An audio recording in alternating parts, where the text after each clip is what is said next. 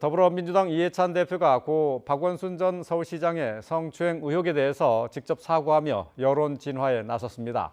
의혹에 대한 진상 규명을 강조하고 있는 미래통합당은 고소 사실이 사전에 유출된 정황을 반드시 밝혀야 한다며 경찰청 항의 방문을 검토하고 있습니다. 국회 나가 있는 취재기자 연결합니다. 최민기 기자. 네, 국회입니다. 자, 민주당의 이해찬 대표가 직접 사과에 나섰군요.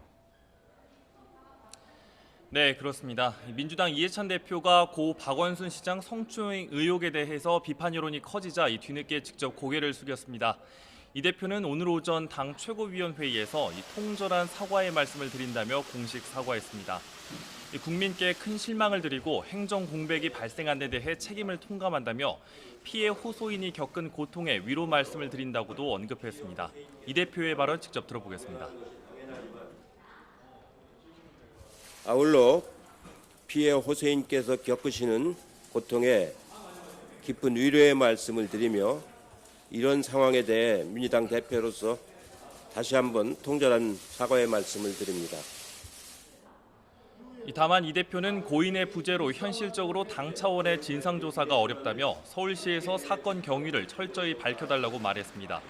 그러면서 당 소속 주요 공직자들의 기강을 세울 특단의 조치를 마련하고 당 구성원들을 대상으로 성인지 교육을 강화하도록 당규 개정도 하겠다고 덧붙였습니다. 또 고인에 대한 근거 없는 비난을 멈추고 이를 정쟁과 여론몰이 수단으로 활용하지 말아달라고 다시 한번 강조하기도 했습니다. 이 대표는 앞서 강훈식 당 수석 대변인을 통해 사과했지만 진정성 없는 대리 사과란 지적이 나오며 비판이 수그러들지 않자 직접 진화에 나선 것으로 보입니다. 통합당에서는 의혹의 진상 규명을 요구하고 있지 않습니까? 통합당 분위기도 전해주시죠. 네, 통합당은 추모 기간이 끝난 만큼 박 시장의 성추행 의혹을 둘러싼 진상 규명을 강조하고 있습니다.